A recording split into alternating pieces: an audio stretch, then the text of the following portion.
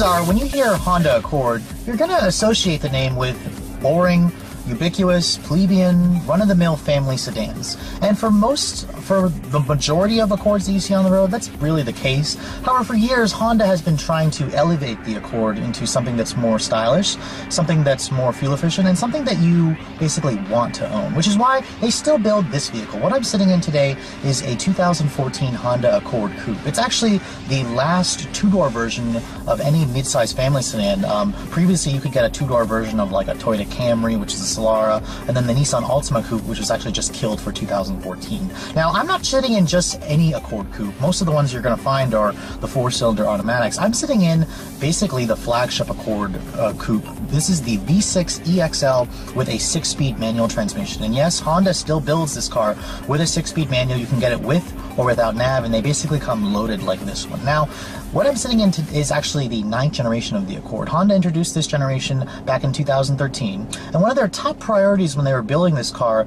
was make it lighter, make it smaller, make it more fuel efficient, and make it more technologically advanced. And on that levels, it seems on paper, they've pretty much accomplished that. Now, the Accord still comes in sedan, of course, and then the coupe body style. Now, from the coupe body style, since I'm reviewing that, you can basically pick the car in 4 different trims. There's the LXS, the EX, EXL, and then EXL with Navi. Honda actually doesn't give you standalone options. You basically buy a trim level, and it includes all the features at standard equipment. Now, when you look at the design of this car, this 9th generation Accord looks a lot better than the previous 8th generation. That one got a little bit too big, a little bit too frumpy for my taste, and also it was getting a little long in the tooth. You can see the front end of this car has a very sleek, wide, low stance. Actually, if you look at the Accord Coupe in general compared to the sedan, they actually lopped about 2 inches off the wheelbase and the overall length to make this car a little bit leaner. You can see the front also flanks these LED daytime running lights. You're going to find those as standard equipment on every V6 model Accord. That includes the sedan and the coupe. Unfortunately, you do not get HID headlights or LED headlights. These are just the halogen projectors. If you guys are lucky enough to live in Canada, you're going to get the full LED headlights available on the Accord Coupe. Now, looking at the side profile of the vehicle, you can really see where Honda chopped off 2 inches in the front and rear overhang, basically combined. This is about 189 inches long. The 18-inch wheels on this V6 model, they look really good as well. They're basically the same style design wheels that you saw on the 2013 Accord Coupe concept that Honda showed us at the 2012 Detroit International Auto Show. Now, looking at the rear of the vehicle, you can see they cleaned it up a lot versus the kind of bulbous, frumpy 8th generation. The taillights are a little bit slimmer. You're going to get dual exhaust outlets with chrome tips on the V6 models. The 4-cylinder coupes will have just a single outlet.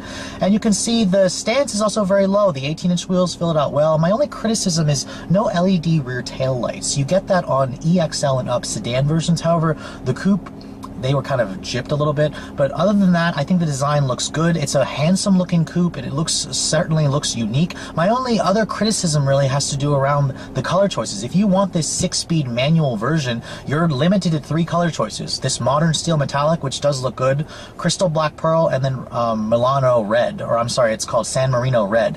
And honestly, those 3 colors, not everybody wants that. Honda makes a beautiful blue, they make a gorgeous white. You can only get those on the automatic transmission. So hopefully Honda, stop limiting the color choices on the V6 6-speed models. We really would like to see it in other colors. For now, let's take a look at the interior, shall we? Stepping inside the 2014 Accord Coupe, you can see Honda basically kept with the design pretty familiar. However, they completely elevated the interior quality, the technology. Everything in here will be pretty familiar if you guys are used to Honda, especially when you look at the design of the center stack and the instrumentation. Now, stepping inside the vehicle, the coupe is a little bit lower to the ground, and you will feel that when you're first getting in the car. Now, you can see previously push button start wasn't even available on the Accord, the 8th generation. Honda made that standard on EX trims and up. So basically, here's the company's new key fob. Really like the key fob design. Acura is also adopting this new key fob. It's very sturdy. It's very, very high quality. Much better than the older, cheaper units that the older Acuras have. Now, basically, I've got the 6-speed manual model. Put the clutch in and push the button to start the engine. And then of course you're hearing the up-level engine. This is the 3.5 liter J35 V6 engine, and it's a very, very, very nice engine, and it's actually the only way you can get a V6 family sedan or family vehicle with a stick. The Honda Accord is the only one that offers it. Now, looking at the rest of this interior, I've shown you guys a 2013 Accord Coupe with a 4-cylinder. This is pretty much, you know, similar thing here. You're going to have Honda's new 2-screen or the 2-tier layout here in the center stack. Acura has a similar system. You basically get a 7-inch touchscreen here, an 8-inch touchscreen there. When you look at the rest of the interior quality, Honda did elevate it again with this generation. You have a soft touch dashboard material where the whole upper part of the dash is soft touch. I really like this black plastic trim here, especially with the shiny plastic here with the silver painted plastic. It's just a very upscale, sporty environment, especially with the red instrumentation lighting. The Coupes are the only ones that get the red. The sedans will just have white instrumentation lighting. Looking at the door panels, they are soft touch right here on the upper parts. The windows are automatic up down for driver and from passenger, and then it's leather stitched right here where your elbows are going to rest. Now, Honda also basically cleaned up the button-heavy center stack of the 8th generation, and one of the reasons they did that is because they have the 7-inch touchscreen here. Now, in terms of usability, it does take a little bit of getting used to. Compared to that Civic EXL that I had, the 14, Honda actually gave me a volume knob here, so I'm very happy with that. You need to seriously add that to the Civic. What they could also add is take this same size knob and put it right here for a tuning knob. It actually has space for one. It's going to remain a symmetrical design. Personally, I would have done that for myself. Now, looking into basically the 8-inch information display, I've got the EXL with nav here, so going to the nav button here, you're basically going to get the latest version of Honda's satellite navigation system. It's a very, very nice map display. It's not really as elaborate looking as some of the systems you'll find in upscale brands. Even Acura uses basically that same map. You can see here, it's not a touch screen, you can't reach that, but you're going to use this Acura-like controller here, and you can zoom in here. You can basically just, you know, try to pinpoint where you want to go on the map. Entering destinations, you can basically push the menu button here. That'll take you to your address book here. Now, one of the things that some people have criticized when you're entering an address, you can basically enter it several ways. Let's say if I want to enter a city here, Honda gives you 2 ways. You can enter it versus the little scrolly wheel here, or I can also just push it over here. I mean, I'm kind of, it doesn't really matter to me that you can do it 2 ways. I guess it's going to probably confuse people. I mean, it's nice that Honda gives you choices, but, you know, overall they had to do something. The screens sometimes complement each other, sometimes they don't. One of the things that I noticed, the screen actually does complement you. For example, right now I have it in audio mode here. I can see what channel my presets are. This is basically, the screen will always pretty much look like this. I mean, you can change it by pushing that button there, or you can go to your tune button. It'll show you that screen if you don't want to look at your presets.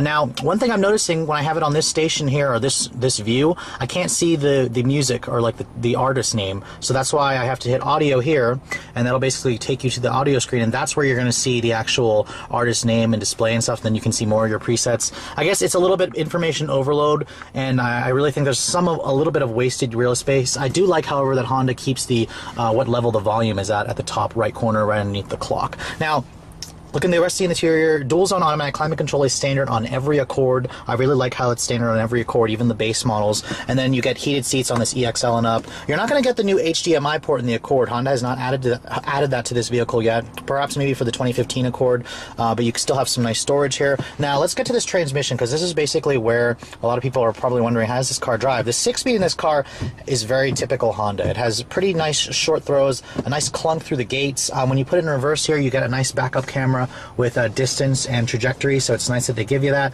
It also gives you different views. If you want to push this button here, it'll give you a top-down view, a normal view, and then a wide view, stuff like that. So the clutch is also very light. I mean, if you guys are basically coming from a Civic Si, this is basically going to feel just like the shifter in the Si, just a little bit of a more mechanical clunk feel when you're going through the gates, but it's still very nice. A lot of you who are looking to upgrade, this is basically the ride to do it in.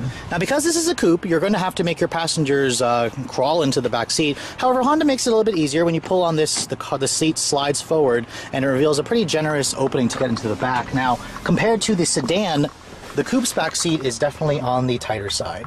It is much better than the Civic Coupe, and you don't have the flat floor here like you do in the Civic. You also lose the rear seat vents that the sedan will give you. But overall, I mean, the back seat here is not a bad place to spend time. You're going to suffer a little bit with the headroom because the roof is lower. And then if you look at the materials, they're pretty much all hard plastic, but you do have a little bit of storage and one cup holder back here as well. Now, checking out the trunk capacity of the Accord Coupe, it still gives you a really decent sized trunk. You're looking at about 13.5 cubic feet. The sedan gives you about 2 cubic feet more. The only downside is the seat only folds down in one piece. And of course, what's going on underneath the hood of this sleek new Accord Coupe? Well, this is Honda's top engine for the Accord, the company's signature 3.5-liter J35 V6 engine, basically the same engine that you got from last year. And even though it says it has the fancy Earth Dreams badge technology, this engine does not have direct injection. It's actually not the same engine that you're going to find in the RLX or the TLX or the MDX. The numbers here are 278 horsepower, which is actually up 6 ponies from the 2012 model. Torque is about 252 pound-feet. Now, the difference with the 6-speed model versus the automatic is the fact that this does not have variable cylinder management, which is why the fuel economy dips down a little bit. You're looking at about 18 city, 28 highway. Of course, you can still put regular gas in this car. You don't need to put premium. However, when you pair it with that 6-speed manual and front-wheel drive, this is a completely different animal. And let's get on to the driving dynamics right now. Now, with being the sportiest Accord you can buy today and basically the quickest Honda, you're probably wondering, what's it like to drive this thing? Is it actually live up to its sleek design? Does the 6-speed model turn this car into a Mustang, a Genesis Coupe rival, even though it's not rear-wheel drive? Well, let's take a look and see why you would choose this over one of its more potent rear-drive competitors.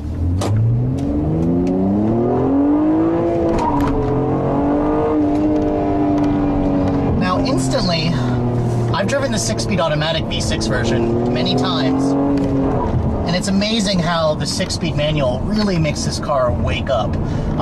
You know, when you drive a stick, you just have so much more level of control. There's a lot less drivetrain loss through the transmission when you have this direct linkage of a manual, and this car really just turns it into a performance car almost, even though it is still front-wheel drive.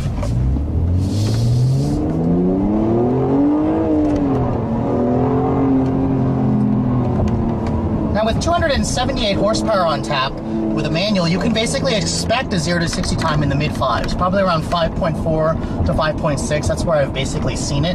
Now, when you guys are actually behind the wheel of this car piloting it, it feels a lot quicker than that. It feels like a 5-second car, to be honest. The way that V6 engine kind of makes a really nice sound. You actually hear the VTEC engage, that crisp 6-speed, the very communicative and engaging clutch.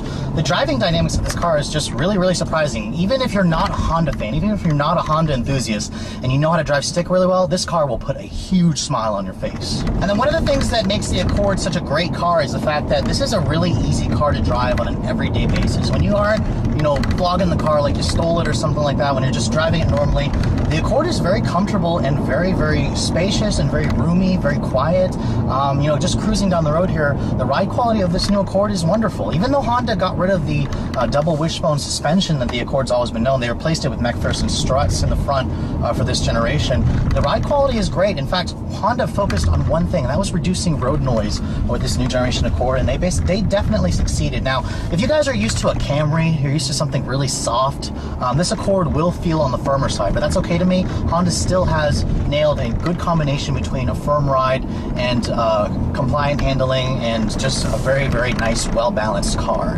Another key hallmark of Honda's is excellent visibility, and you know, with new cars today, I mean, I've shown you guys some older Honda or older Acura products, and you know, visibility-wise, it's not going to be great from the 90s. However, you've got modern technologies in here. You've got these airbags stuffed in here. You have, you know, airbag stuffed here. You have safety technology or safety structures that are in place to protect you in an accident. So for what they have to deal with, the visibility in here is still great. You have a nice great view of the road here. The dashboard's on the lower side. You can still see out of the back a good amount, but of course Honda still includes some new safety tech or safety features in here. This Accord EXL will come standard with forward collision warning, lane departure warning, and then of course it also has Honda's blind spot camera, their lane watch. When you signal a right turn, you can see here the camera will show you what's in your blind spot, and it even gives you these little guidance markers. I showed you guys that in the Civic Coupe that we had earlier, and it was first introduced on this Accord, and it's a pretty cool safety feature. Some of the safety features I am not totally sold on. For example, on the Accord, this does not have Acura's active lane keeping system. This is all just passive. It basically will just beep at you if you're going to cross over the lane without signaling, or if you're going to crash into the person in front of you.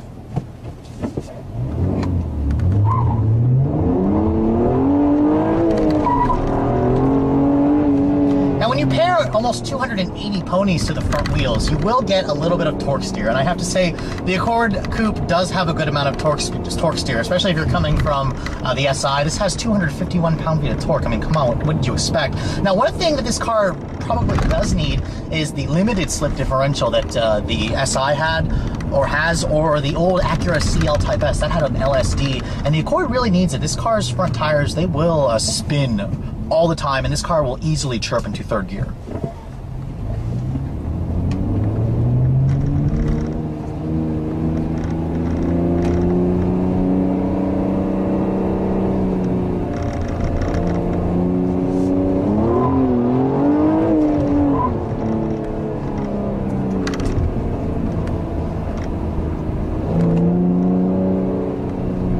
Now, in terms of handling how the steering feels, the Accord has a little bit of a light steering feel. I mean, this is the electric power steering system on the Accord, and I have to say, for a performance version of the car, I'm a little disappointed in the steering feel. It's way too light. It's actually lighter than the steering that I would drive in like a TL or the ILX, for example. I think Honda definitely should have went for a much heavier steering feel, especially on the V6 6-speed models. It just doesn't give you enough road feel for my taste for performance driving.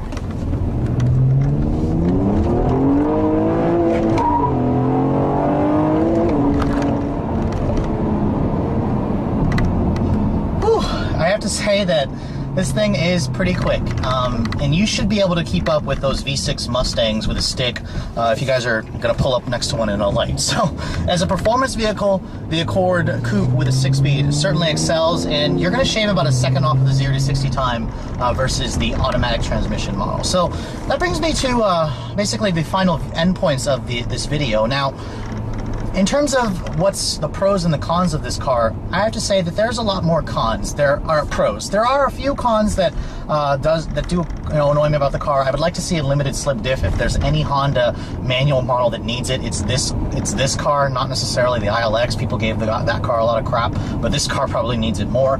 In terms of feature content, this EXL with Navi, I'm a little disappointed that it doesn't have HID or LED headlights. I think the car could really use it. The Canadian model versions do have it. It's also missing a couple of key luxury features. The passenger seat here is not power adjustable, it's manual. And then the rearview mirror is not auto dimming. If you guys are going to go for a sedan, you're going to get those features, but Honda for some reason took it away on the Coupe model, so that was a little bit of a negative and a cheapness omission that they did for the two-door buyers. Now, in terms of everything else, you're basically going to get a car that, even though it's front-wheel drive, it's got a little bit of torque steer. It's still pretty fun. It's still quick, and it actually is a better daily driver than something that you would pick from, the Genesis Coupe, the Mustang, the Camaro. You can see a lot better than the Camaro, and you're going to get basically the same gas mileage, if not better. And you only have to use regular gas on this car versus premium, like you would have to in the Genesis Coupe, for example.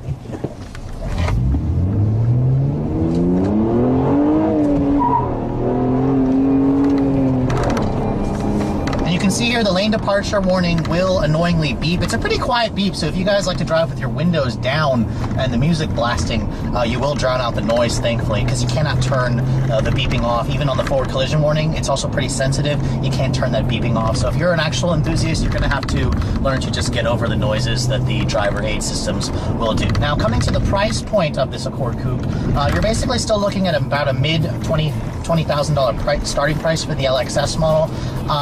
That's a great value considering what Honda gives you. You're going to get a backup camera standard, Bluetooth, you're going to get dual zone automatic climate control, keyless entry. That's all standard equipment. Now, going up to the EX model, you're going to get features like moonroof, push to start, a better sound system, stuff like that. Now, this EXL with Navi that I'm driving is basically the most expensive Accord Coupe you could buy.